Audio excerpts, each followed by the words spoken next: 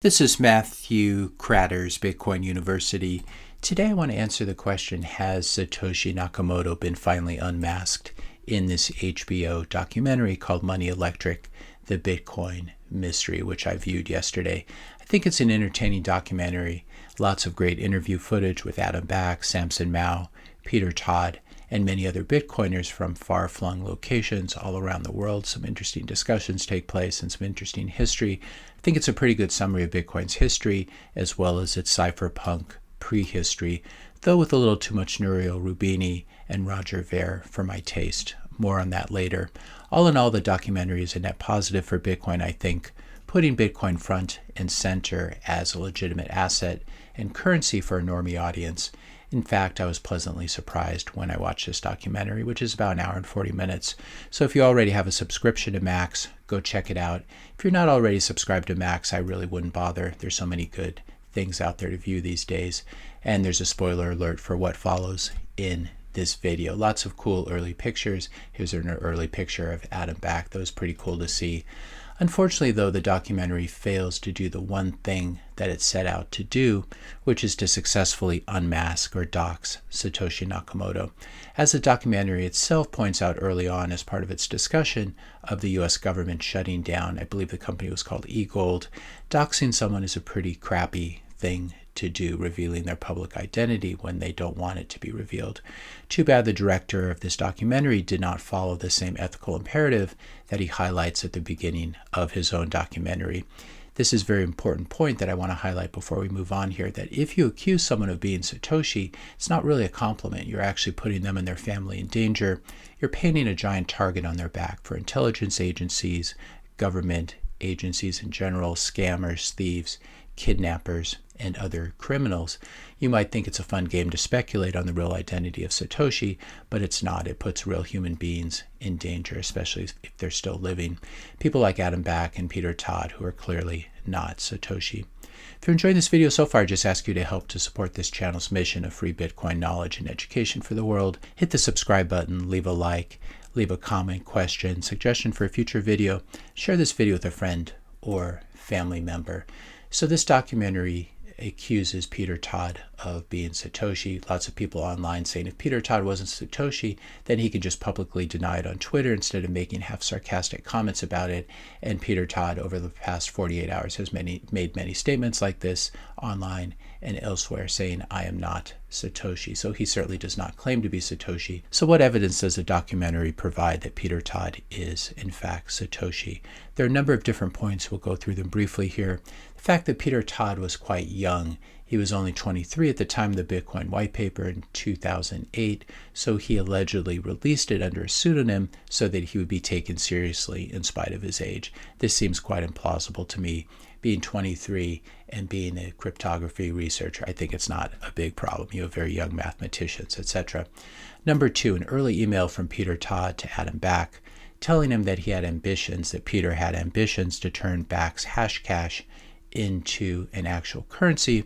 Now, of course, that's what everyone else in the cypherpunk group and movement was also interested in, creating unstoppable digital cash for the internet. So in itself, I would say this is not a smoking gun. Number three, Satoshi was a mediocre coder when it came to C++, and so was Todd, allegedly, though other parts of the documentary suggest that he was actually good at C++ and had been using the language since high school, so for many years. Number four, a claim by the scammer Roger Ver of Bcash fame that Peter Todd worked for the US government and possibly even intelligence agencies, which is probably false given Roger Ver's history as a liar. You can file this under the CIA FUD, which I've covered before. Number five, the related implication that intelligence agencies were trying to pay Peter Todd, or Peter Todd as a CIA agent was pretending to pay himself, being both sides of this online conversation, to add RBF, replaced by fee, to Bitcoin. This is a way of boosting your transaction fee in order to accelerate your transaction being included in a block by a miner. Now, it's unclear to me how RBF would be an intelligence agency attack on Bitcoin when in fact it makes it easier to use. And the discussions about RBF, as we're going to see, go way back to the beginning, to 2010. Number 6, stylistic and linguistic clues that include usages of British or Canadian English. Peter Todd is a Canadian, as I understand it, and there are various British English or Canadian English spellings in both Satoshi's writings and in Peter Todd's emails. Number 7, an early post by Peter in which he claims that he is the world's authority on sacrificing Bitcoin, i.e. burning it or destroying one's private keys so you can't get access to it, with the implication that Satoshi destroyed his private keys and no longer has access to his roughly 1 million Bitcoin. But then the director seems to undermine this point by later claiming that Peter might still be holding the private keys to that Bitcoin. So I don't think this is any sort of real evidence. Lastly, evidence from an early Bitcoin Talk forum post, and this is probably the one that people are most interested in. This is a post where it appears that Peter Todd is continuing a thought begun by Satoshi in a previous adjacent post. So the allegation here is that Peter Todd was logging on as both himself and as Satoshi and made a mistake once he responded under the wrong account name. Now it looks to me in this example, and we're going to take a look at it in a moment, it looks to me like Peter is just clarifying what Satoshi had just said, and it's not at all expert and esoteric as the documentary maker claims at this point in the documentary.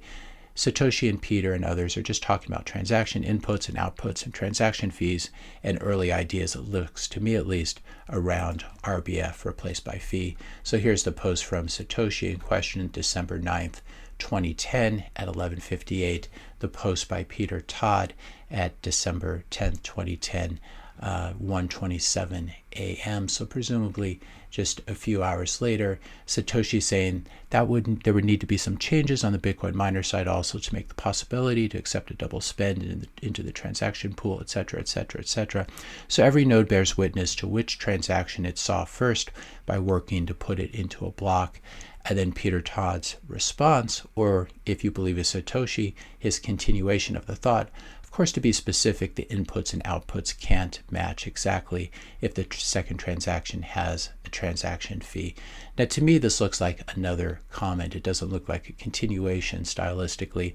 It just looks like Peter here is being smart and a little bit pedantic, pointing out that if you have an input and then you have an output, they can't match exactly if the transaction fee subtracts something from the input, as we see in regular Bitcoin transaction. Now, there's another thing that makes this definitely not a smoking gun as well that Greg Maxwell pointed out on Y Combinator yesterday, and it's this, which Peter Todd is quote retweeting here.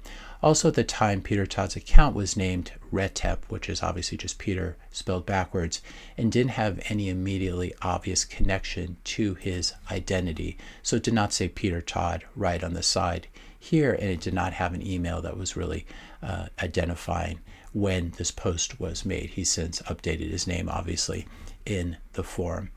If there had been a slip up because of this, because his name was just Retep, that account name, if there had been a slip up, he could have just abandoned the account and certainly not later had it renamed to his legal name.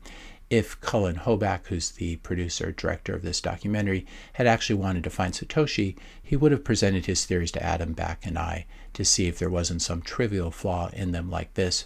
But he didn't want to do that. He wanted to make a profitable documentary, so he never asked us if there were flaws in his theory. And at least it appears to me that participants in this film, like Peter and Adam Back and Samson Mao, had no idea at the time that this was going to be the angle that this documentary was taking, that he was trying to unmask Satoshi. I think it appeared to them, at least based on the way they were being interviewed, that he was just making a history of Bitcoin. And then there's this dramatic point in the documentary in some open abandoned building where the director confronts Adam Back and Peter Todd and tells him his theory. And it's pretty funny. It looks like all the examples of it have been taken off of Twitter for copyright reasons, but Peter Todd is just laughing in the clip and saying, Bitcoiners are going to find this funny because it's so absurd that you are singling me out. If you still believe that Peter Todd is Satoshi in spite of all this, if he actually is, then expect him to be arrested in the next 24 hours and put into a max security prison in the U.S. or extradited to the U.S. if he's not in the U.S.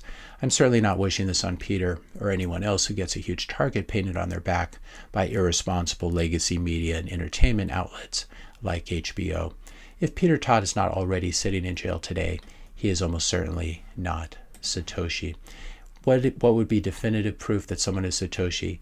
They're able to sign a message using their private keys for one of the early Bitcoin addresses that is attributed to Satoshi. There's no such thing as Satoshi's wallet. There are just a number of Bitcoin addresses that are outputs for the Coinbase transaction for the miner reward, and this is what we think Satoshi is holding. But there's no one wallet, and so we're not even sure about some of the addresses. But there are some addresses based on the so-called Satoshi mining pattern that we're reasonably sure are addresses with Bitcoin that was mined by Satoshi.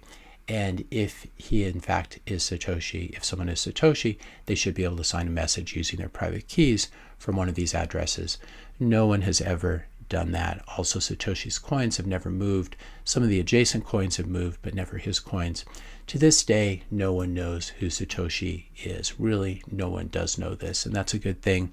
In fact, it no longer matters who Satoshi is. Since Bitcoin is now $1 trillion asset, it has a momentum and a life and an ecosystem of its own, and it's evolved into this decentralized protocol that no one controls. It's a completely leaderless and captainless ship. We can use the wheel without needing to know the identity of the wheel's inventor, would be an analogy. Lastly, and this is very important, Satoshi wished to remain anonymous, and I think we should respect him in that, especially since he, she, they gave the world such a wonderful gift in the form of Bitcoin. If you enjoyed this video, be sure to hit the subscribe and like buttons. Hit the notification bell if you want to be notified when I publish my next video, and let me know your questions and comments in the comment section below. Thanks a lot for watching, and I'll see you in the next video.